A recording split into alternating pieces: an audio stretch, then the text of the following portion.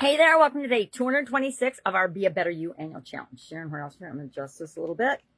Today we're talking about emotional health and well-being, of course, and emotional energy. What is emotional energy? What's the difference between high and low emotional energy? I'll share a couple of people's stories, 5 ways to enhance and create more emotional positive energy in your life.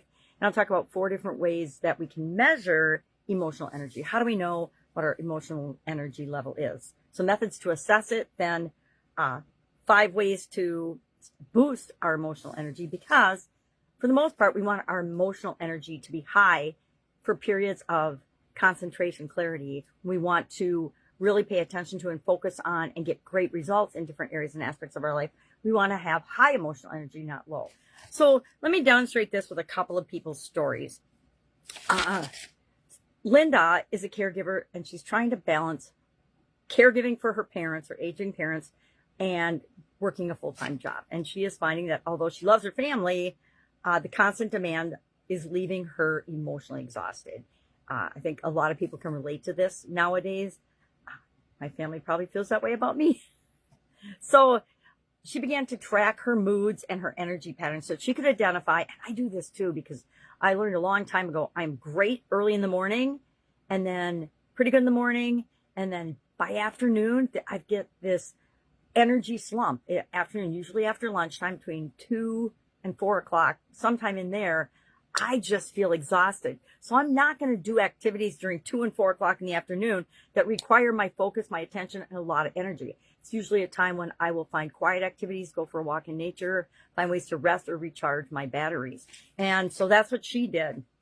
And she found that by reserving and self-care tasks and important tasks to the times where she was, like me, the best, at her best and most emotionally energetic and energetic as well, it helped to reduce her overwhelm, and it was a simple strategy that restored both her emotional balance and improved her relationships, not only with her parents, but with her co-workers and colleagues as well. Marcus is an athlete chasing peak performance. He's a cyclist, and he has immense physical stamina, but he found that he has fluctuating emotional energy. He noticed it during periods of high stress, his performance would go down despite intense training. And I know several people that experience this same thing. Working with a sports psychologist, which is what we recommended, he learned to channel his emotions through visualization techniques, which is what a lot of athletes do, and high performers, as well as mental resilience training.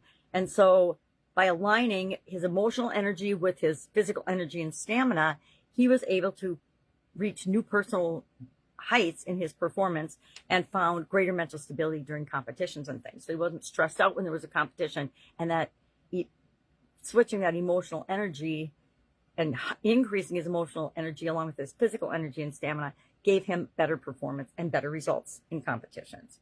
So how do we recognize and measure emotional energy? Here, I'm going to share 4 ways that we can experience or notice high emotional energy. And I'll share 4 ways that would be symptoms of low emotional energy. Feeling motivated and optimistic is an example of high emotional energy. Engaging enthusiastically in tasks, being excited about the things that you're doing, consistent focus and mental clarity, and then positive social interactions, positive, interactions with other people, other humans, and things. Low signs of low emotional energy would be irritability and emotional numbness, difficulty making decisions, feeling overwhelmed by minor challenges, because we all have challenges all the time, and loss of interest in activities that you once enjoyed. So if all of a sudden you find yourself with, just not wanting to do the things that you used to love to do, that's a sign that your emotional energy might be negatively impacted. So what are some methods for assessing what our emotional energy level is? Well, number 1, do a daily self-check-in.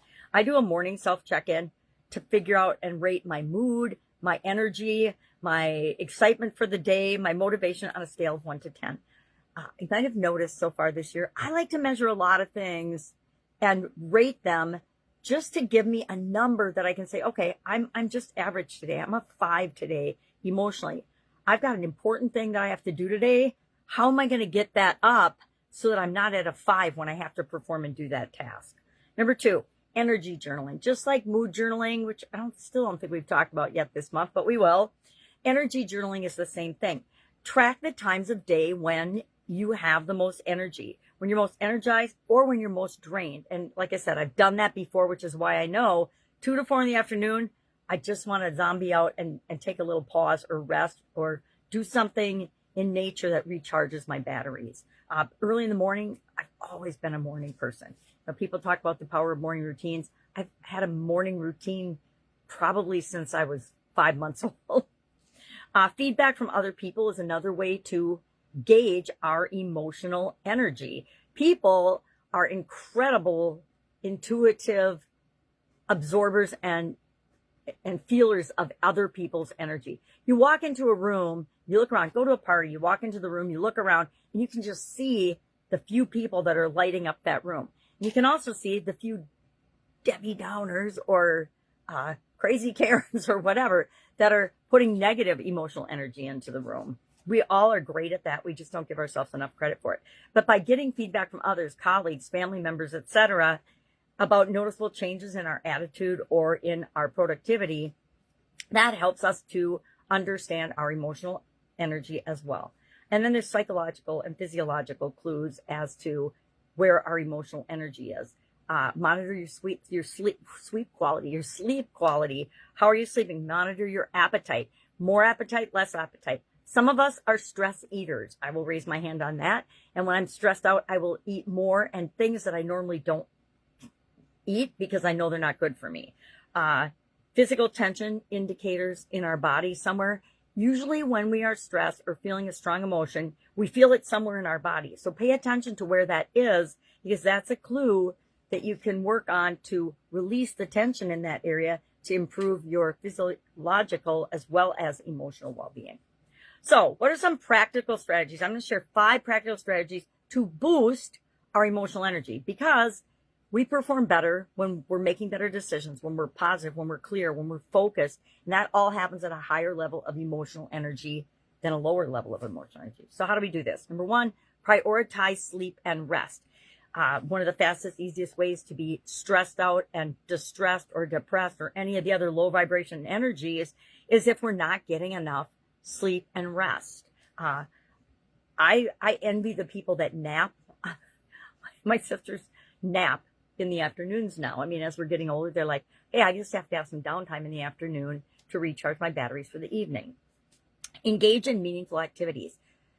Participate in things that mean something to you. It's going to be different for each and every one of us, but make sure that you're following something that makes you passionate, because passion naturally has more emotional energy along with it. 3, set boundaries. It's one of the areas that most of us need to work on to protect our emotional space and our sanity in some situations. Say no to commitments that drain you. If something doesn't feel right for you, it's not right for you. So just say no. No is a full, complete sentence. You don't have to explain to anyone why it's no. It's usually no for a handful of reasons from all of us. It's not a priority for me. I don't have the bandwidth or the time or the energy to put into this, etc. It's pretty simple. So just say no and then stand silently for a minute. That is one of the best ways to set boundaries. 4, physical movement. Get your body up and moving. Go for a walk. Go stand outside and let the sun shine on your face. It stimulates endorphins, which improve our mood and increase our emotional stamina. So get moving. Sometimes to increase our emotional energy, all we have to do is stand up, right? Stand up, walk around, walk to the microwave and get a cup of coffee. Do something. Do some movement. Do some yoga, do some jumping jacks, do some deep knee bends, do something.